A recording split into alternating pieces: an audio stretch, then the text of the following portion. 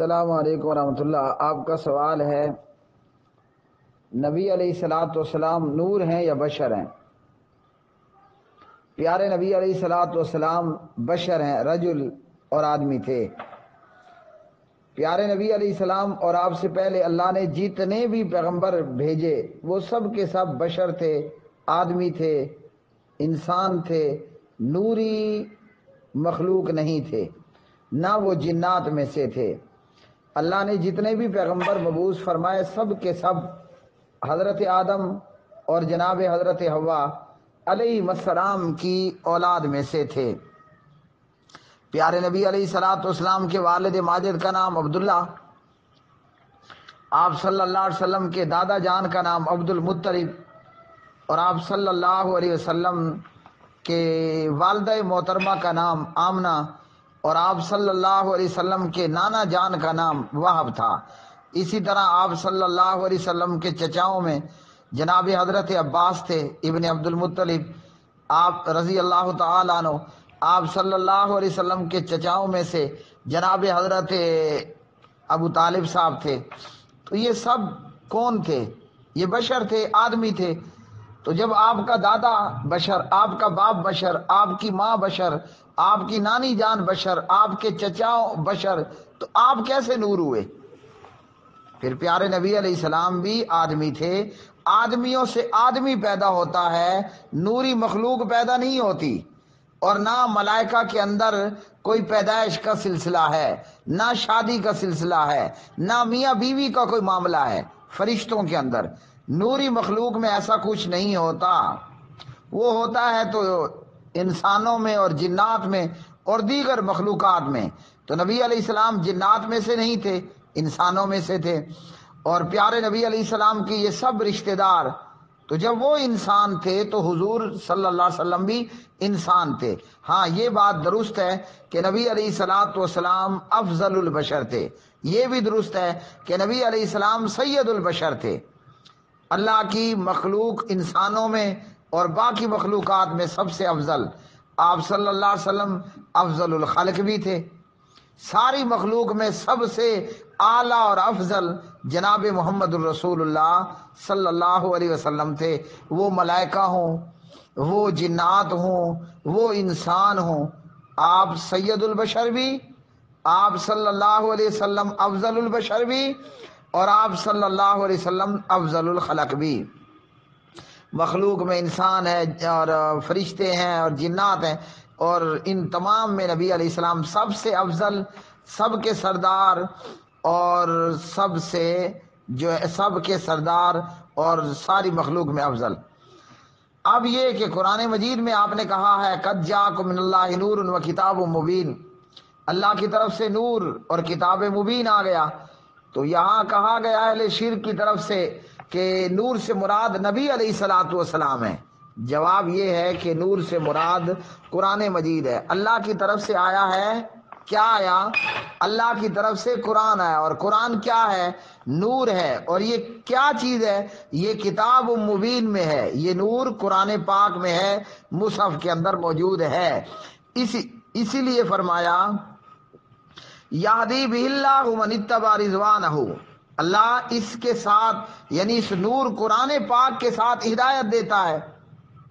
ہاں، نبی علیہ الصلاۃ والسلام کی تعلیمات ضرور نور ہیں، کیونکہ آپ صلی اللہ علیہ وسلم کی تعلیمات کیا ہیں؟ وہ وحی الہی ہیں، اللہ کی طرف سے آنے والی وحی اور پیغام ہے۔ تو قد جاءکم من اللہ نور و کتاب مبین میں یہ نور، یہ قرآن پاک ہے جو کہ مصحف میں ہے، کتاب مبین ہے، بالکل ایک واضح کتاب ہے یہ نور، قرآن پاک، قرآن کریم۔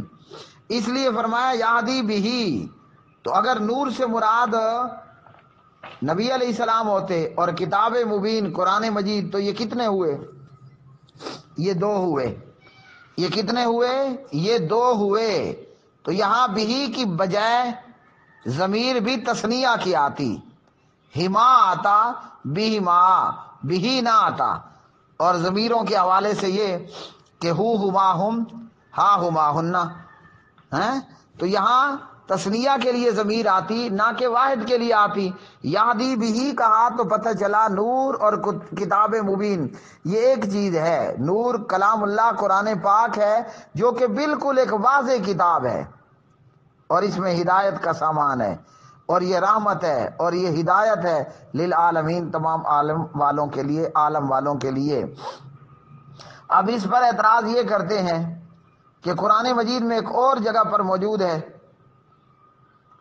کہ اللہ اور اس کے رسول کو ہی راضی کرنا چاہیے، تو وہاں بھی واحد کی ضمیر آئی ہے، جبکہ اللہ تو اللہ ہے، وہ خالق ہے، وہ مالک ہے، وہ معبود برحق ہے، اور نبی علیہ الصلوۃ والسلام وہ تو اللہ نہیں ہے، وہ تو مخلوق ہیں۔ تو یہاں پر یہ اس مقام میں کیوں واحد کی ضمیر کو لایا گیا؟ تو اس کا جواب یہ ہے کہ ہم قرآن مجید کی اس آیت مبارکہ کو ہی دیکھ لیتے ہیں، یہاں اللہ سبحانہ و تعالیٰ نے کیا بات بیان فرمائی ہے، اور کیسے جاہل لوگ جو ہے اپنی جہالت کی وجہ سے ایسا کہتے ہیں۔ قرآن مجید میں ہے، سورۃ التوبہ پارہ نمبر 10 میں ہے، یحلفون باللہ لکم لیردوکم واللہ ورسولہ احق ان یردوہ ان کانوا مؤمنین۔ یہ آیت نمبر 62 ہے سورۃ التوبہ میں۔ یہاں سے جاہل لوگوں نے کہا کہ یہاں اللہ تعالیٰ کا ذکر ہے اور جناب نبی پاک علیہ السلام کا ذکر ہے، یعنی رسول کا ذکر ہے، تو یہاں ایک اللہ ہوا اور ایک رسول ہوا، اور یہاں ضمیر واحد کی آئی ہے، ہو آیا ہے، ہما نہیں آیا۔ تو پھر یہاں کیا جواب ہوگا اہل حدیث کا اور اہل توحید کا؟ تو جی بالکل قرآن مجید میں یہ آیت موجود ہے، جیسا کہ بتایا سورۃ التوبہ آیت نمبر 62 ہے۔ یہاں بات کیا ہو رہی ہے؟ اللہ سبحانہ و تعالیٰ کو راضی کرنے کی بات ہو رہی ہے۔ کون سی آیت میں؟ آیت نمبر 62 میں فرمایا یحلفون، وہ قسمیں کھاتے ہیں، باللہ اللہ کی، لکم تمہارے سامنے، لیردوکم تاکہ وہ راضی کرے تمہیں، واللہ حالانکہ اللہ، ورسولہ اور اس کا رسول، احق زیادہ حقدار ہے، ان کہ یردوہ وہ راضی کریں اس کو، ان اگر کانو ہیں وہ مومنین مومن۔ تو یہاں ایک یعنی واحد کی ضمیر آئی، جبکہ پیچھے اللہ بھی ہے، رسول بھی ہے، ان یردوہ ما کی بجائے ان یردوہ۔ تو بات یہ ہے کہ اللہ سبحانہ و تعالیٰ کو راضی کرنا چاہیے۔ اس آیت کا جواب یہ ہے کہ نبی علیہ السلام کی اطاعت کس کی اطاعت ہے؟ من یطع الرسول، نبی علیہ السلام کی اطاعت کس کی اطاعت ہے؟ فقد اطاع اللہ، وہ اللہ سبحانہ و تعالیٰ کی اطاعت ہے۔ سورۃ النساء پارہ نمبر 5 میں ہے، من یطع الرسول فقد اطاع اللہ، جس نے جناب محمد الرسول اللہ صلی اللہ علیہ وسلم کی اطاعت کی اس نے اللہ ذوالجلال والاکرام کی اطاعت کی۔ تو رسول کا راضی کرنا کس کا راضی کرنا ہے؟ اللہ ہی کا راضی کرنا ہے۔ تو رسول کو خوش کرنا، راضی کر لینا، یہ اللہ کا راضی کر لینا اور خوش کر لینا ہے۔ اور جیسا کہ نبی علیہ الصلوۃ والسلام، رسول کی اطاعت کس کی اطاعت ہے؟ من یطع الرسول فقد اطاع اللہ، اللہ ہی کی اطاعت ہے۔ در حقیقت وہ اللہ ہی کی اطاعت ہے اور اللہ ہی کو راضی کرنا ہے۔ تو فرمایا اللہ اور اس کا رسول زیادہ حقدار ہے کہ وہ راضی کریں اس کو۔ نبی علیہ السلام کو راضی کر لیا تو کس کو راضی کر لیا؟ اللہ کو راضی کر لیا۔ نبی علیہ السلام کی اطاعت کر لی تو کس کی اطاعت کر لی؟ فقد اطاع اللہ، اللہ کی اطاعت کی۔ اس لیے یہاں تثنیہ کی بجائے واحد کی ضمیر لائے، ان یردوہ کہ وہ راضی کریں اس کو۔ واللہ تعالی اعلم بالصواب۔